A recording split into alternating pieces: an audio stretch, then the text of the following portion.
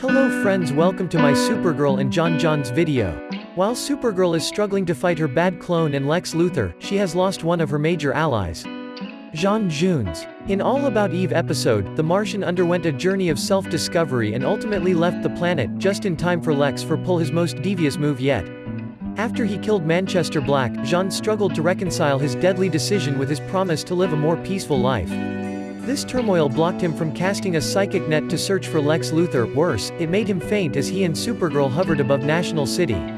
Since this inner conflict prevented him from using his powers, he turned to the staff of Ronmir, the psychic weapon his father Martian wielded when he died, for guidance. As he tapped into the staff's power, Jonn's subconscious manifested in the form of Martian. Jonn and Martian went back and forth about Jonn's path and his struggle with violence. Ultimately, Jonn embraced the darker side of his psyche and his Martian Manhunter persona. However, this meant Jonn was no longer fit to host the sacred Martian symbols. For Jonn, this was a devastating side effect. If he could no longer host the sacred symbols and they disappeared from his mind, Martian lore and history would be lost forever.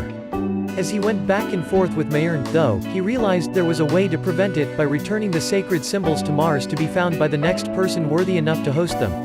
Jonn wasted no time. He immediately turned to his shape-shifting spacecraft and headed straight for Mars to protect the sacred symbols. However, he left during Supergirl's darkest hour. Even as he rocketed towards Mars, Red Daughter impersonated Supergirl to attack the White House. In response, President Baker declared the Girl of Steel public enemy number 1 and placed the country under martial law. Though it is unclear when Jonn will return, it appears Supergirl will be without one of her strongest supporters in the fight ahead. Fortunately for Kara, that doesn't mean she will be alone. Lena Luthor and Alex Danvers have both pledged their support to Supergirl. Perhaps even more surprisingly, DEO leader Colonel Lauren Haley recognized that Supergirl would never attack the White House this way, indicating that she realizes this is a setup. As it stands, the Girl of Steel will need all the help she can get in the battle to come.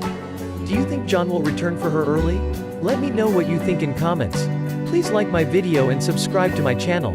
See you soon.